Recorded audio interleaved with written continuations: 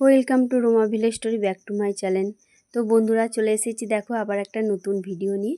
তো দেখো, প্রথমেই আমি দেখাচ্ছি তোমাদেরকে একটা গোটা বেশ বড় রুই মাছ।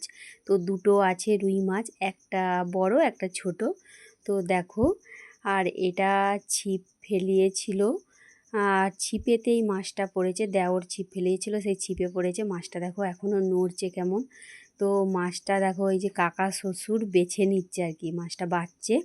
তো এইটা সন্ধেবেলা ছিপ ফেলিয়েছিল, কালকে সন্ধেবেলা, এই বিকাল থেকে ফেলা ছিল, সন্ধেবেলা পড়েছে।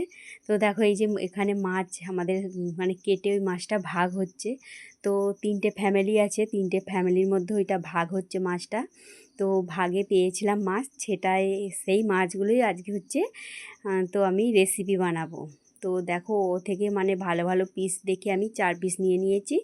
নিয়ে দেখো এখানে মানে ধুয়ে নুন হলুদ মাখিয়ে দিয়েছি, দিয়ে মাছটাকে আমি ভালো করে ভেজে নিলাম। তো মাছটা খুব সুন্দর একবারে বেশ। তো তারপরে দেখো এই ফুলকপি কেটে নিয়েছি, আর কি রেসিপি বানাবো তোমরাও কিন্তু আমার পুরো মানে ভিডিওটা দেখতে থাকো। তো ফুলকপিগুলো একটু বড় বড় পিস করে কেটে নিয়েছি, তো ওইটাকেও আমি ভেজে নিলাম ফুলকপিটাকে। তারপরে এই যে আলু কেটে নিয়েছি, আলুটাকেও ভেজে নিলাম। তো এখানে দেখো তারপর আলুটা ভাজা হয়ে যেতে ওর মধ্যে আমি টমেটো দিয়ে দিয়েছি, কেটে রাখা টমেটো।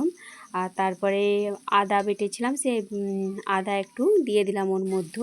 দিয়ে এখানে দেখো ধনে গুঁড়ো আছে আর জিরে গুঁড়ো, ওইগুলো গুঁড়ো করে রেখেছি, তো ওর মধ্যে দিয়ে দিলাম। দিয়ে একটু লবণ দিয়ে দিলাম, তারপরে হলুদ গুঁড়ো আর লঙ্কার গুঁড়ো দিয়ে দিচ্ছি।